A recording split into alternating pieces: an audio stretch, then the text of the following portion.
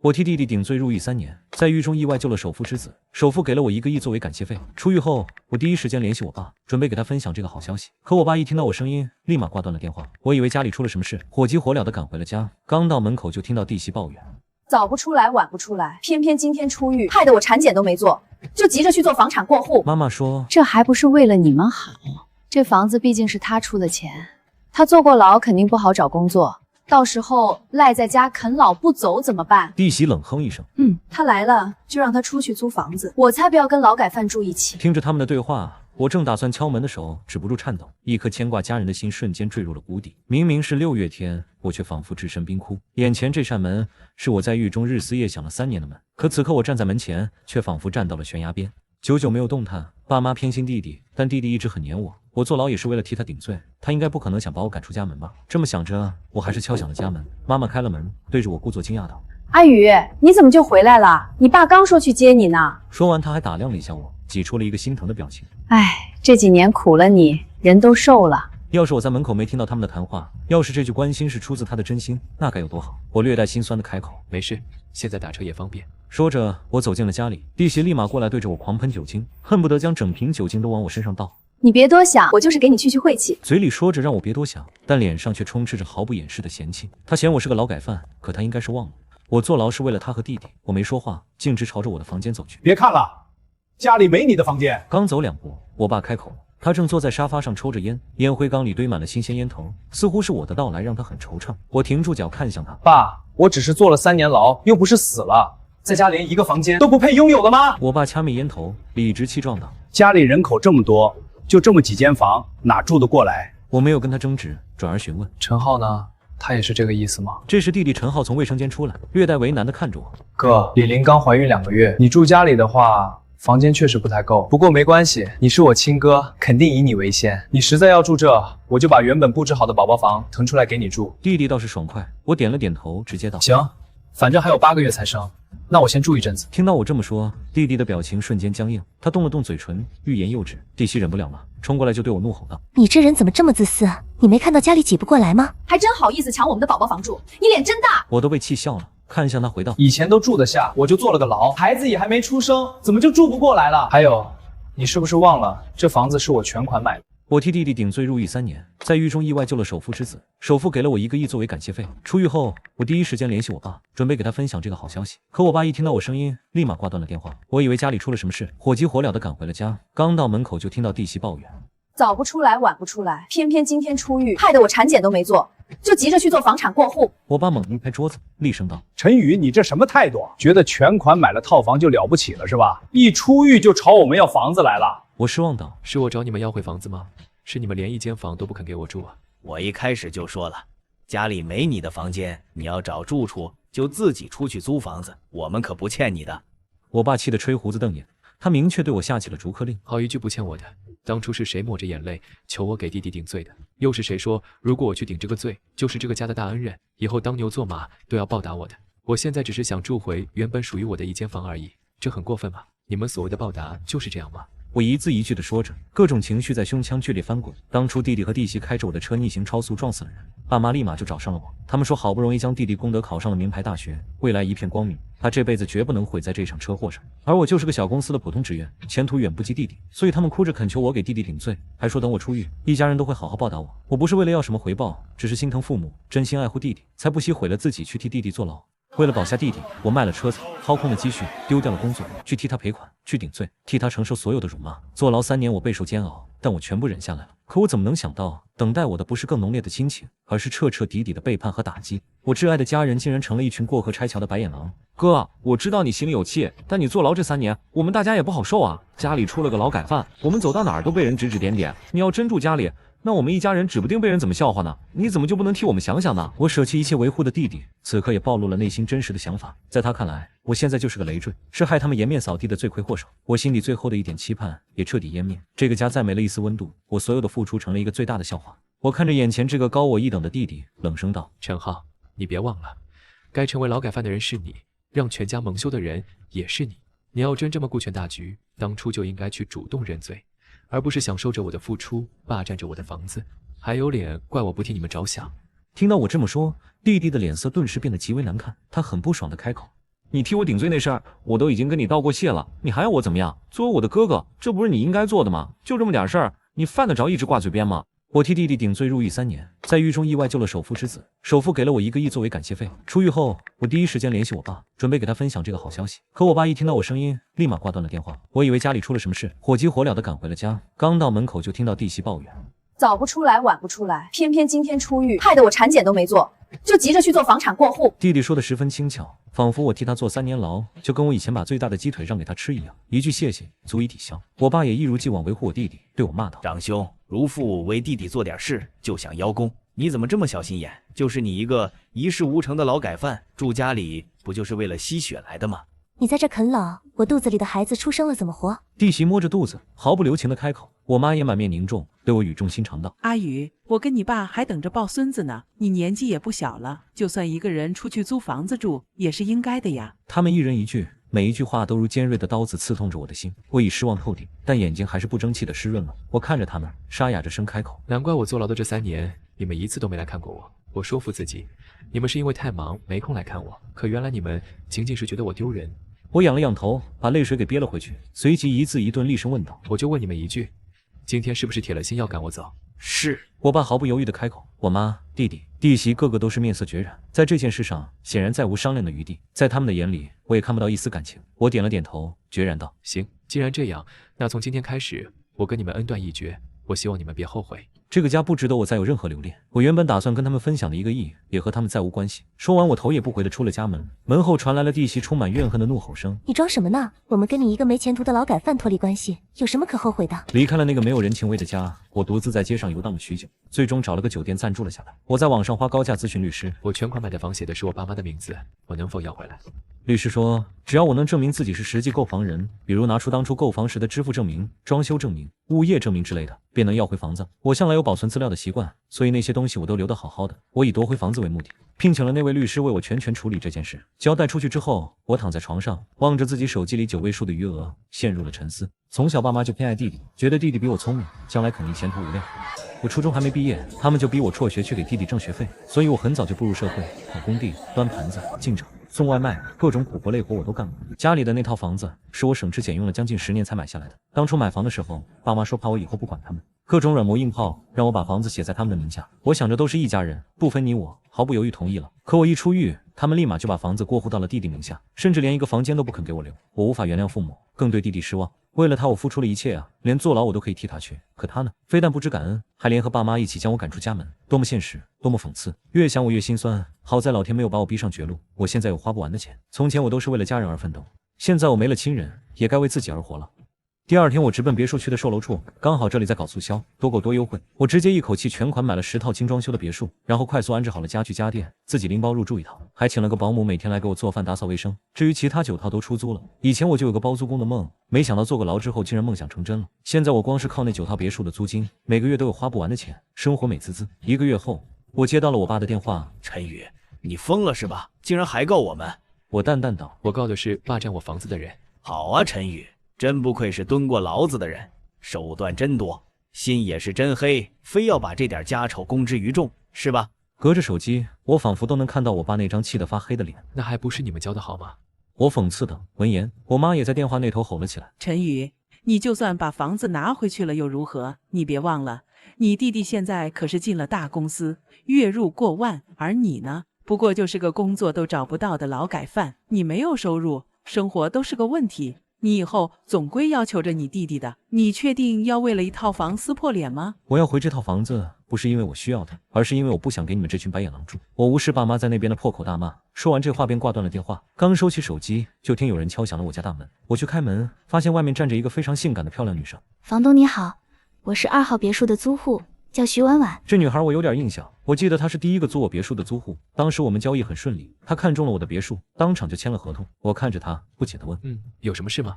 她撩了撩头发，有些不好意思地开口：是这样的，我家现在正在举办同学聚会，我那些老同学都听说我们这儿出了个神豪包租公，一口气全款买了10套别墅，所以都想看看你。我来就是想问问你，能不能给个面子去参加一下我的聚会？说这话时，徐婉婉满目含羞，脸蛋娇俏。因为并不熟，我第一反应是拒绝，但望着她那渴求的大眼睛，我又不忍心说出口。见我犹豫不决，徐婉婉双手合拢撒娇道：“房东哥哥，你就答应我吧，我都跟那群老同学吹了牛，说跟你很熟，肯定把你叫过去给他们开眼的。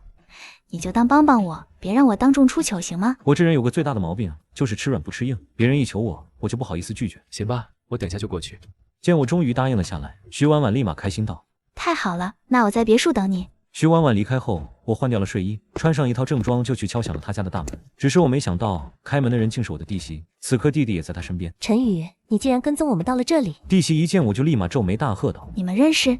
徐婉婉走过来，疑惑地看向我和弟媳。婉婉，这人就是我刚刚跟你们吐槽的我老公的劳改犯哥哥，一把年纪了，还想去挤我家的宝宝房，啃老特别不要脸。听到他这么说，别墅里的其他人纷纷围观了过来，一个个表情复杂地审视着我。弟媳愈发起劲了，对我居高临下道：“赶紧滚！这是富人别墅区，不是你这种穷逼劳改犯能踏足的。”弟媳声音很大，语气傲慢，仿佛她就是这个别墅的女主人，而我则是一只贸然闯入别墅的老鼠。在场的人闻言，纷纷对我发出了鄙夷的嘲讽声。为了啃老，竟然跟踪到这里来了，这个劳改犯还真是煞费苦心啊！有些人就是这样，人穷还不要脸，自己有手有脚的，却总想着去蹭别人的。喂，劳改犯，这别墅可是一个神秘的神豪包租公买下的，你别想在这闹事啊！就是那个神豪包租公马上就要来了，你要是得罪了他，怎么死的都不知道。在弟媳的带领下，众人毫不留情地对我释放恶意。尽管我并不认识他们，不过对此我也没什么感觉。自从有钱之后，我整个人都自信了很多，这三言两语对我还造不成伤害。我看向弟媳，微笑着道：“第一，我没兴趣跟踪你们，我看到你们就烦。第二，我最后再说一遍，我会成为劳改犯，完全是在替你老公顶罪，请你记住这一点。第三，你一边嫌弃我是个劳改犯，一边又赖在我的房子里不肯走。我想问下，到底是谁不要脸？”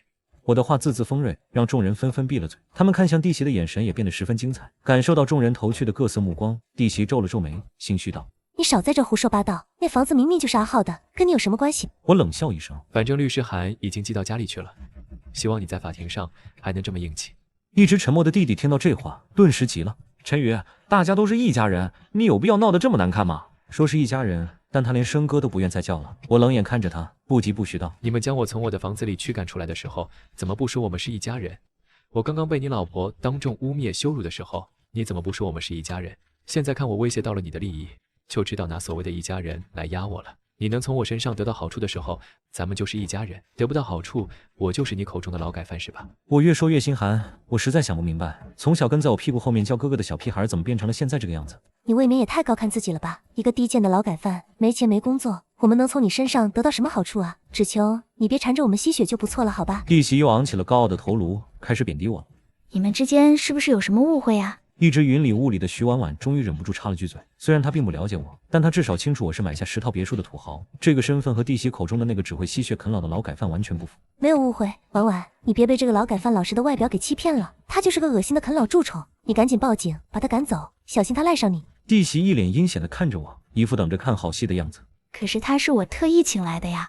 我刚刚说一口气买下10套别墅的神豪包租公就是他。徐婉婉无比认真的解释道。闻言，弟弟和弟媳都惊愕的瞪大了眼，无法置信的开口：“什么？他就是那个神豪包租公？这怎么可能？”徐婉婉点了点头，十分肯定道：“就是他呀，他是我房东，我不会认错的。”这下在场的所有人都变了脸色，个个都对我投来了诧异的目光。这不可能，陈宇，你肯定是搞了什么手段骗了婉婉，或者说你在冒充那个神豪包租公。弟媳斩钉截铁的开口，一个是他最瞧不起的劳改犯，一个是他可望不可及的神豪包租公，他怎么都无法将这两者联想在一起。我像看小丑一样看着他，淡淡道：“随你怎么想。”说完，我看向徐婉婉，礼貌道：“不好意思，打乱了你们的聚会，你们好好玩吧，我就先回去了。”说罢，我转身就离开。这时，弟弟追了出来，拦在我面前，神色复杂的开口：“陈宇，哦不，哥，这到底是怎么回事啊？”意识到了我身份上的变化，弟弟又改口叫我哥了。此刻的他收起了尖锐锋芒，看我的眼神仿佛又变成了那个跟在我身后的小屁孩。但我已然清楚，他跟的不是我，而是一个能给他好处的避风港。我面无表情地看着他，冷漠道：“别叫我哥，我一个劳改犯怎么配当你哥呢？”话落，我掠过他，径直离开，回到了自己的别墅。可我还是不得清静，爸妈和弟弟连番来电轰炸，我干脆把他们的联系方式全部拉黑，拒绝再沟通。嫌弃我的时候，连我身边的空气他们都觉得是脏的。一个眼神，一个笑脸都不愿意给我。现在知道我有钱了，又立马死缠烂打联系我。他们的嘴脸我已经完全看明白了。这样的家人不要也罢。这一晚我睡了一个美美的觉。第二天一大早，别墅大门被人敲响。我迷迷糊糊的起身开门，刚打开一条缝，门就被爸妈、弟弟他们大力推开了。几人无视我，径直往别墅里涌了进来。我妈一看这别墅，立马眼放金光。哇，这别墅就是大啊！阿浩，以后你孩子在这儿随便怎么跑都可以，在客厅里摆放一个游乐园都没问题啊。弟弟满意的点头。是啊，以后我家孩子也是富二代了。弟媳也到处边走边看，兴奋的大喊：太好了，以后我也是住在别墅里的富太太了。阿浩，我要一间专门的衣帽间，用来摆满我的衣服和包包。我还要一间独立的桑拿房，闲来无事的时候就泡泡桑拿美容。行，你想怎么样都依你。我爸也看向了我，以十分自然的命令口吻说道：陈宇，别墅院子里弄个茶亭，我以后没事儿就带些老伙伴过来喝茶。这一个个的仿佛已经把这当成了自己的别墅，那么的理所当然。刚刚还睡意朦胧的我瞬间清醒，我不假思索道：这是我家，不是你们白日做梦的地方。听到我这么说，他们四人顿时不爽地瞪向了我。我爸第一个开口：陈宇，我们都知道了，你坐牢的时候救了一个有钱人，获得了1个亿的感谢费，这个钱你分我们1半就行。另外，你不是买了10套别墅吗？给我和你妈1套，你弟夫妻俩1套。我爸说的十分勉强，仿佛提出这些要求，他是做出了极大的退让。看来他们是有备而来。我也没客气，直接道：我的钱和别墅关你们什么事？我妈听我这么说，气得双手叉腰，愤然大喊道：你这孩子怎么这么没有良心啊！别忘了，你能去坐牢都是我们的功劳。要不是我们，你有机会救那个富二代，有机会拿到这1个亿的感谢费吗？我们没要求你把钱全部拿出来，已经是为人父母最大的让步了。你还想独自一人私吞那笔钱，你怎么这么不要脸呢？看着我妈理直气壮地对我破口大骂，我都背弃无语了。我坐牢3年，在里面被人欺负，挨饿受冻，受尽折磨的时候，他们没来看过我一眼。现在知道我发财了，他们就立马来邀功，还倒打一耙说我不要脸。带着1个亿出狱回家，竟然绝口不提这笔钱的事，亏我们还把你当成一家人，没想到你竟是这么一个小肚鸡肠的自私鬼。就是这笔钱本来就是我们该得的，你赶紧拿出来。弟弟和弟媳也振振有词地指责我，我冷笑道：好一个把我当成一家人，别忘了是你们嫌弃我是劳改犯，把我从家里赶出来的。当时我就说了，你们别后悔。说完我懒得再跟他们继续废话，直接拨打了物业的电话。你好，这里有人私闯民宅，麻烦你们以最快的速度把这些人从我的房子里赶出去。还有，以后我不想再见到他们出现在我的别墅区内。很快物业保安就上门，不顾这4个人无理的怒骂，将他们利索地赶了出去。物业跟我连连道歉，说他们自称是我的家人才放他们进来的，但以后绝不会再让他们踏足一步。我没再深究，自那以后我也没再见到他们几个人了。我以为自己的生活彻底清静了，可没想到在某个平静的上午，我的手机突然接到各种骚扰电话，辱骂信息一条接一条，导致我的手机都直接卡死机了。我不明所以，拔掉了手机卡，上了网才知道自己竟然被网暴了。我爸妈他们火了，几乎所有的社交平台铺天盖地全是我爸妈和弟弟他们的视频。视频里爸妈一把鼻涕一把泪的哭诉着自己是如何将我养育成人，而我又是如何恩将仇报的。他打小就是我们的心肝，我们疼他疼到骨子里，有什么好的都留给他，哪怕自己饿几顿也要给他买他最爱吃的鸡腿。好不容易将他养育成人了，结果他一发达就立马把我们一家人给踹了。自己明明已经有10套别墅了，却还要把我们从一套小房子里赶出来。他说哪怕是让所有的房子都空着，都不给我们住。你们说说，这世上怎么会有这样的白眼狼儿子呀？当爸妈在视频里哭得上气不接下气的时候，弟弟一边出面安慰他们，一边对着镜头红着眼哭诉：我这个哥哥从小就蛮横不讲理，爱争抢爱欺负人，我就是在他的拳脚之下长大的。我以为他只是脾气不好，长大了懂事了肯定就会改，没想到他就是一个道德败坏到毫无底线的畜生。我们都被他逼到5口人几套小房子了，他还要将我们告上法庭，说我们霸占了他的房子。我真想不明白，怎么会有人这样对自己的家人？他就不怕遭报应吗？弟弟义愤填膺，弟媳则是楚楚可怜，跟着控诉我。这么多年，他从来没尽过孝道，一直都是我和我老公在照顾我家公婆。我们没说过他什么，他反倒还来欺负我们。我们去找他理论，他二话不说就叫保安把我们赶出家门。我还怀着孕呢，他也丝毫不讲情面。我肚子里的孩子都差点流产了。视频总共7分钟，字字血，声声泪，每一句话都是对我的指责和声讨。视频的最后还特意暴露了我全部的个人信息。他们这一招恶人先告状，直接把我变成了人神共愤的过街老鼠。我的电话、个人账号，所有能联系到的地方，全部都被辱骂占满。我知道他们是想彻底毁了我，尽管我已经跟他们彻底闹掰，但看着他们如此肆无忌惮、颠倒黑白的污蔑我，我的心还是受了不小的冲击。到底是一家人，他们这是一点活路都不想给我啊！既然他们不仁，就别怪我不义了。我拨打了首富的电话，当初救了他儿子之后，他除了给我1个亿，还给我留了他的电话，让我遇到什么事都可以找他帮忙。一听是我，首富十分客气：“小雨啊，网上关于你的事我也看到了，你打电话来是需要我帮你摆平舆论吗？”我立即道：“不，相反，我是想让舆论闹得更大一点。”听到我这么说，首富微微一顿，问道：“你想怎么做？”麻烦您帮我联系一个电视台，我想做个直播专访，正面回应这件事。行。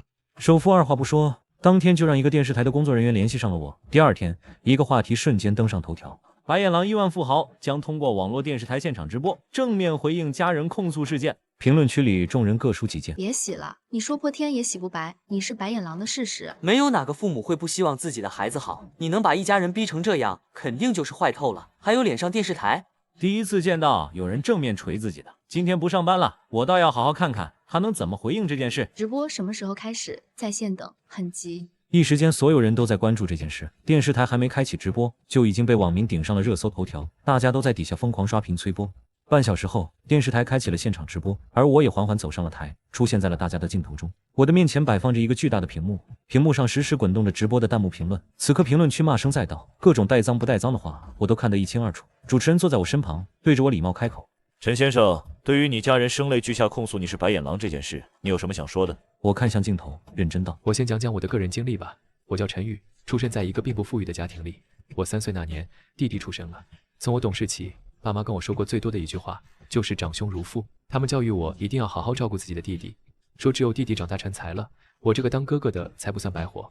所以家里有什么好吃的好玩的，都是以弟弟为优先。弟弟喜欢吃鸡腿，家里就顿顿有鸡腿，但弟弟不爱吃鸡皮，于是我顿顿都有鸡皮吃。鸡皮很油腻，其实我也不太喜欢吃，但是不吃我就什么都没得吃，所以我总会包一大口饭，嚼着鸡皮硬往肚里咽。小时候买衣服，爸妈总是先买给弟弟，等弟弟穿旧了再丢给我穿，所以整个小学我穿的都是不属于我尺码的旧衣服。每次去学校，同学们都嘲笑我天天穿紧身衣像个变态，我被说得无地自容，回家哭诉委屈。爸妈听完只是让我往后少吃点饭，饿瘦一点，长慢一点，那样我穿弟弟的衣服就不会这么紧了。还说有给我买新衣服的钱能给弟弟买多少玩具。他们斥责我怎么就不能替弟弟想想。自那以后，我连鸡皮都没得吃了。初中的时候，弟弟吃得好，长得快，而我瘦瘦小小，个子很快就被弟弟追上，所以我初中总算有合身的旧衣服穿了。我当时还挺高兴的，但没过几天，爸妈就叫我辍学出去工作。他们说弟弟想报补习班，家里钱不够，供不起2个人读书。我那会儿很喜欢读书，根本不想辍学。我跟他们说我成绩不差，读书不会花多少钱，我求爸妈让我继续读下去。可是他们说，如果我继续读高中，谁赚钱给弟弟花呢？他们骂我自私，说我一点都不知道为弟弟着想，怎么就不知道心疼弟弟？我被他们骂得狗血淋头，被逼步入了社会。我的第一份工作是去工地搬砖砸墙，这是我爸给我介绍的重苦力活，灰尘很大，很累人，但工资高，一天好几百，够我弟弟买一套新衣服。可我因为营养不良，身材瘦小，力气也小，连锤子都拿不稳，被包工头骂了好几天，做了半个月就被他赶走了。被辞退那天，我拿着辛苦赚来的钱回家，被我爸打了半个小时。他怒斥我没用，身为一个男人竟然连苦力活都做不了。我妈数完了钱，给了弟弟500，让他在学校吃点好的，然后给了我100块，说过几天弟弟生日，叫我准备好生日礼物。后来的工作都是我自己找的，送外卖、端盘子、进厂、修车，各种工作我都做过，但每一笔钱都被我爸妈拿去养弟弟了。我弟弟高中和大学的所有学费、生活费，全是我辛苦赚来的血汗钱。每年只有过年的时候，我才舍得给自己买一身新衣服穿，但弟弟的衣服却是每天不重样的换着穿。这就是我爸妈在视频里说的辛辛苦苦将我养育成人。我面色平静地讲述了自己的成长经历。直播弹幕上那些辱骂我的话许久没有再飘出来，偶尔还能看到1、2句为我说话的。我是陈宇的小学同学，事情确实跟他说的那样，他小学过得特别可怜，从没穿过合身衣服。小时候我还跟着同学们一起嘲笑过他。陈宇，对不起，我为自己小时的不懂事给你道歉。我是他的初中同学，他初中成绩很好，老师知道他要辍学，还特意去他家里做过家访，请求他父母让他继续读书，但他爸妈不听。那天我们正在上课，他爸妈突然冲进教室，把陈宇从课堂上硬生生拉走了，再也没回来过。上百万人在观看的直播间，评论区却无比的沉默。隔着屏幕，我仿佛感受到了无数双眼睛的注视。主持人缓了缓心情，一脸温柔地看着我问道：“后来呢？后来发生了什么，导致你家人会在网上这样控诉你？”我淡淡一笑：“后来我用自己工作省吃俭用攒了10年的钱，全款买了一套30一厅的房子。交房的时候，我爸妈跟着一起去了，他们突然跟我忏悔，说以前对我不好，怕我以后不给他们养老，甚至在我面前自责地哭了起来。我说他们对我有养育之恩，我不会不管他们的。他们不信，说除非把房子写在他们的名下。我想着都是一家人，难道我父母还会害我不成？所以我答应了。后来因为一场车祸，我坐牢了。我在牢里待了3年，这3年里，我每日每夜都在挂念着我的家人，他们一次都没有来看过我。我很担心没有我的帮助，他们会吃不饱穿不暖，更怕他们会出什么事。坐牢的日子很痛苦很孤独，我曾经好几次都差点坚持不下去，但一想到我家人在外面需要我，我都坚持了下来。有一天，我看到一个狱友吃东西噎到了，情况很危险。我刚好在网上看到过海姆立刻急救法，于是我第一时间去帮他，让他脱离了危险。事后我才知道，原来他是首富之子。为了感谢我的救命之恩，首富给了我1个亿。出狱那天，我第一时间给我爸打电话，想跟他分享这个好消息。我甚至都想好了要怎么跟家里人一起平分这笔钱。可我爸一听到是我的电话，立马就挂了。当时我以为是家里出事了，所以火急火燎地回了家。可一回到家，我才知道我爸妈已经把我的房子过户到了我弟弟的名下。他们怕我跟他们住一起会占他们便宜，想方设法地远离我。他们说我一个劳改犯，以后连工作都找不到，回来肯定就是吸血啃老。我为他们付出了这么多年，他们视而不见。一看到我落魄了，需要帮助了，他们就把我当瘟神，从头到尾连一个笑脸都没给过我。我等了3年的一家团聚，等来的却是嫌弃和厌恶。没聊几句，我就被他们赶出了家门。那天我心如死灰，跟他们断绝了关系，并找律师夺回属于我的房子。事后他们知道我有钱了，买了10套别墅，他们就又闯到我的别墅里来，向我索要钱财和房子。我拒绝了，并让物业把他们赶了出去。整个过程我没有碰他们一下，物业也十分礼貌小心，家里有监控，我可以提供证明。这就是我弟弟和弟媳在视频里说的，我蛮横不讲理，推搡欺负人。对于我爸妈和弟弟、弟媳他们的所有控诉，我一一回应，有理有据，态度真切而诚恳。到了这时，弹幕风向已经完全转变，原本辱骂我的网友们纷纷开始指责我爸妈他们，而我则是继续认真道：我这一生最大的污点就是坐了3年牢，那也是我这一生中犯的最大的错。但我的错误并不是酿成那场车祸，而是将车借给我弟弟，开在他出车祸后为他顶替罪名，含冤入狱。听到我这话，满屏的弹幕发出了一系列的问号。我在众人的疑惑中拿出提前准备好的一张内存卡，我将手里的内存卡递给一旁的工作人员，对着镜头平静地说道：这是当年我那辆车的行车记录仪内存卡。当年那场车祸发生后，我被我爸妈连夜叫到现场。出于对我这辆车的熟悉，我趁着夜色和混乱，悄悄把里面的内存卡拔了下来，藏了起来。当时我本意并不是要留下什么把柄，我只是单纯的害怕如果有别的车或者摄像头没拍全，这段记录仪的视频会成为定我弟弟死罪的铁证。我拔下它是为了彻底毁尸灭迹，为了更好的把罪名揽到我自己头上。说到这里，我自嘲地笑了笑。但我这人从小穷怕了，买个内存卡也舍不得丢。入狱前，我把它连同我的一些旧衣物、破铜烂铁一起锁进了出租屋的旧皮箱里。没想到3年后，这个被我遗忘的东西成了还原真相的唯一证据。演播厅的大屏幕上，画面开始闪烁，随后出现了一段非常清晰的第一视角视频。视频里，车外是深夜的街道，车内传出了我弟弟陈浩和我弟媳李琳的声音。陈浩，你开快点行不行？就这条破路，还要绕多远啊？我闺蜜她们都在 KTV 等急了，我今天新买的包还没给他们看呢。这是李琳充满抱怨和催促的声音。前面修路，单行道，我要是逆行被拍了要扣分的，这是我哥的车，到时候麻烦死了。陈浩的声音听起来有些烦躁。怕什么啊？大半夜的哪有交警？你是不是男人啊？开个车磨磨唧唧的，你要是不敢开，你就下来让我开。李琳不依不饶地激将着。行，我开，不就是逆行超速吗？有什么大不了的？伴随着陈浩的一句气话，视频画面猛地加速，引擎发出一声轰鸣，车子强行变道，逆向冲进了一条视线并不好的辅道。仅仅过了不到10秒钟，伴随着李琳的一声尖叫，砰的一声巨响，前挡风玻璃瞬间呈蜘蛛网状碎裂，一个人影被高高撞飞，重重地砸在地上。车内死一般寂静，只能听到2人粗重的喘息声。撞死人了！李琳的声音带着极度的恐惧，带起了哭腔。完了，我才刚进大公司，我马上就要升职了，我不能坐牢。陈浩彻底慌了，紧接着传来了他拨打电话的声音。喂，爸妈，救命啊！我开车撞死人了，我该怎么办？我不想坐牢啊！陈浩在电话里哭得撕心裂肺。电话那头传来了我爸妈惊恐失措的声音。短暂的慌乱后，我爸的声音从车载蓝牙里清晰地传了出来。阿浩，你听着，千万别报警，那附近没有天网监控，那是条老路，你赶紧把你哥叫过来。叫我哥？叫他干嘛？叫他来顶罪。他就是个送外卖打零工的，1个月赚不了几个钱，就算坐几年牢出来也没什么大影响。你不一样，你是名牌大学生，你的前途不能毁了。快点给他打电话，就说你要是坐牢了，我们老两口就不活了。视频到这里戛然而止，整个演播厅安静的连一根针掉在地上都能听见。主持人瞪大了眼睛，半张着嘴，满脸的不可思议。而我身后的那块大屏幕上，原本密密麻麻辱骂我的弹幕出现了长达1分钟的停滞，紧接着弹幕如同火山爆发般铺天盖地的涌了出来，甚至因为发言人数太多，屏幕都出现了卡顿。我看到了什么？这简直是杀人诛心！为了保住小儿子，直接让大儿子去顶罪，这是亲生父母能干出来的事儿。我刚才竟然还在骂陈宇，我真该死啊！陈宇，对不起。看得我浑身发抖，那个弟弟和弟媳才是杀人凶手，他们一家人竟然还敢倒打一耙，跑到网上来发视频网暴救命恩人。不仅是白眼狼，这是一窝毒蛇啊！全网呼叫警察叔叔，这算不算包庇罪？算不算妨碍司法公正？肇事逃逸加找人顶包，必须严惩！我看着那些风向彻底逆转的弹幕，心里没有那种报复的快感，只觉得无比的悲凉。我转头看向镜头，目光平静而决绝。3年前，我心甘情愿替他戴上手铐，我觉得我是在拯救我的家人。3年后，他们拿着我用血汗钱买的房子，用网暴把我逼上绝路。今天在这里，我把真相公之于众，我不为别的，只为给自己这憋屈的前半生讨个公道。陈浩，爸妈，这段视频我已经同步提交给了公安机关。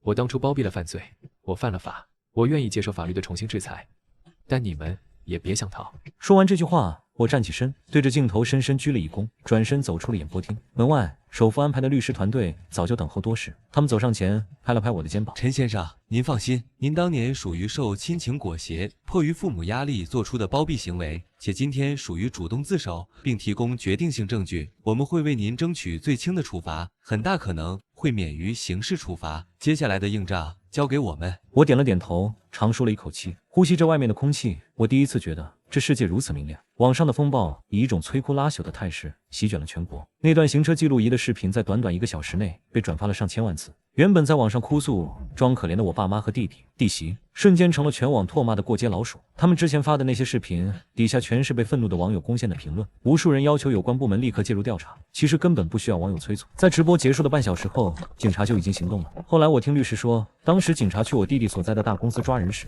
他正在会议室里给下属开会，试图维持他那可笑的社会精英的人设。警察当着全公司人的面，直接给他戴上了冰冷的手铐。那一刻，他引以为傲的工作，他高人一等的尊严被彻底粉碎。而我爸妈和李玲也是在家里被警方带走配合调查。法律的齿轮一旦开始转动，任何谎言都将无处遁形。面对那段铁证如山的视频，面对警方专业的审讯，陈浩一开始还想狡辩，但很快心理防线就彻底崩溃了。对当年交通肇事找人顶包的事实供认不讳。至于我，因为主动投案自首且提供了关键证据，再加上当年确实存在被父母以死相逼的隐情，法院最终判决我包庇罪成立，但免予刑事处罚，并撤销了我之前交通肇事罪的案底。我终于再次清清白白地站在了阳光下，而他们一家的报应才刚刚开始。首先是那套房子的归属案开庭了。法庭上，我坐在原告席上，看着坐在被告席上的父母和李玲。短短半个月没见，我爸的头发全白了，整个人佝偻着背，眼神浑浊。我妈眼睛肿得像核桃，连看都不敢看我一眼。李玲更是面如死灰，挺着个大肚子，坐在那里瑟瑟发抖。因为陈浩涉嫌刑事犯罪，正在看守所羁押，所以他无法到场。我的律师呈交了所有的流水账单、购房合同签名、笔记鉴定，以及当年我汇款给我爸妈的银行记录，证据链闭合的完美无缺。律师言辞犀利地指出，被告利用原告入狱的特殊时期，恶意转移原告的个人财产，属于严重的侵占行为。法官当庭宣判，房屋转让协议无效，责令被告在10日内将房屋过户回我的名下，并立刻搬离该住所。宣判的那一刻，我妈终于绷不住了，她在法庭上嚎啕大哭，不顾法警的阻拦，想要扑过来抓我的手。阿宇，你救救我们啊！那是我们唯一的住处了啊！你把房子拿走，我们住哪里呀？她哭得一把鼻涕一把泪。你弟弟已经被抓了，可能要判好几年。你弟媳还怀着孕，你难道要看着我们老两口流落街头吗？我爸也红着眼眶，声音发抖。陈宇，千错万错都是我们的错。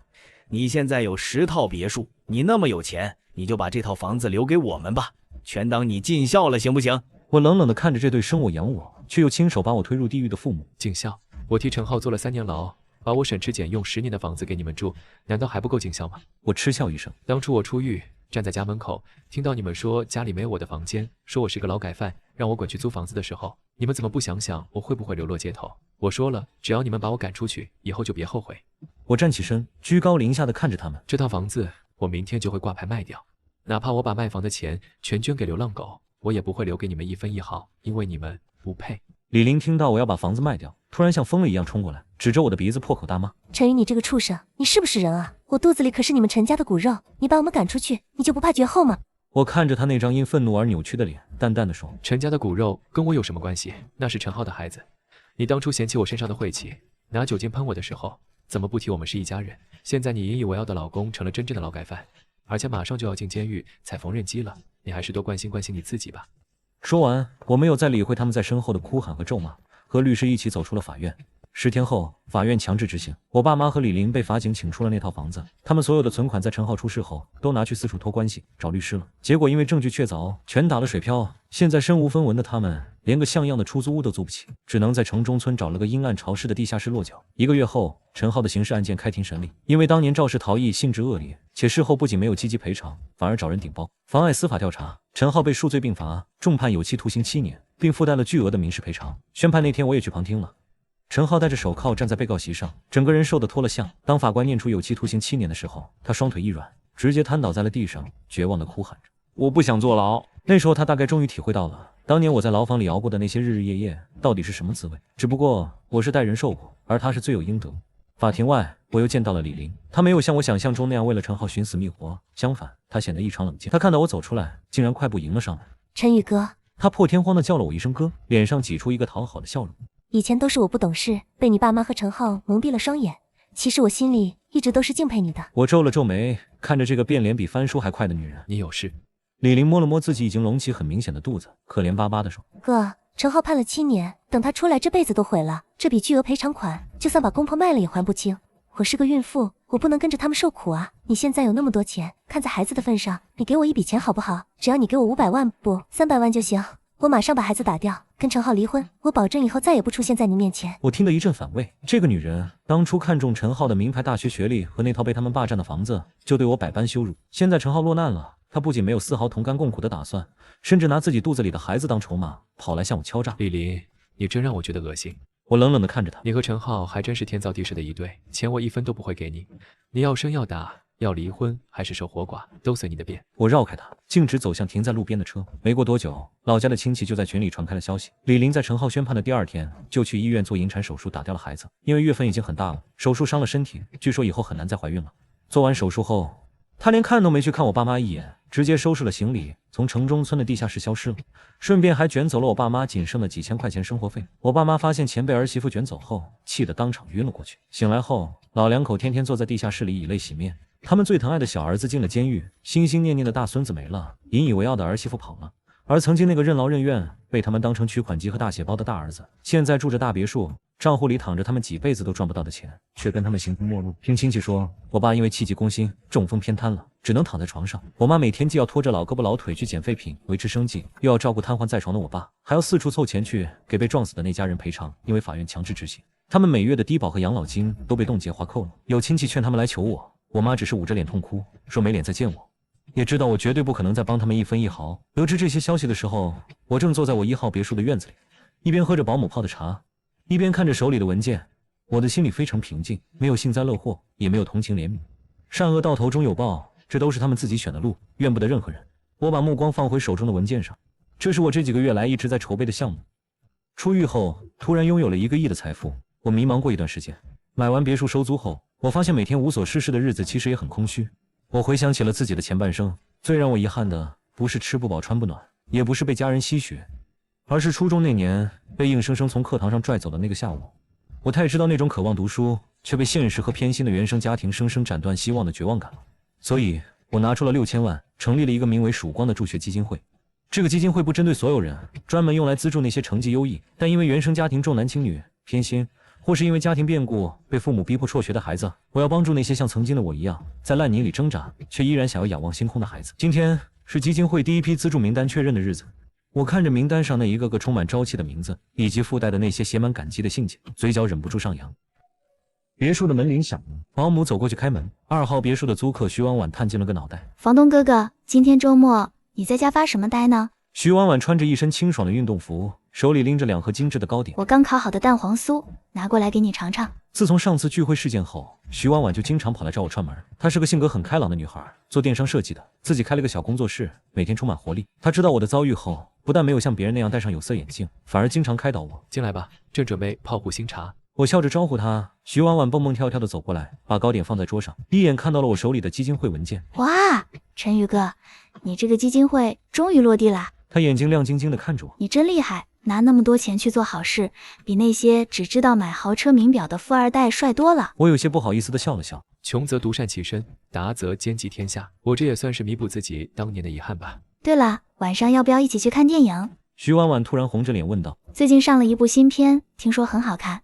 你天天待在家里当包租公看文件，会发霉的。看着他期待的眼神，我愣了一下。过去30年，我活在父母的阴影下，活在哥哥这个沉重的枷锁里，从来没有好好为自己活过一天，没有谈过恋爱，没有看过一场电影，没有在周末好好放松过。现在枷锁断了，阴霾散了，我放下手里的文件，伸了个懒腰，感觉浑身的骨骼都透着一种从未有过的轻松。阳光穿过院子里的葡萄架，斑驳地洒在我的肩膀上，暖洋洋的。我看着眼前明媚的女孩，重重地点了点头。好啊，看完电影我请你吃大餐。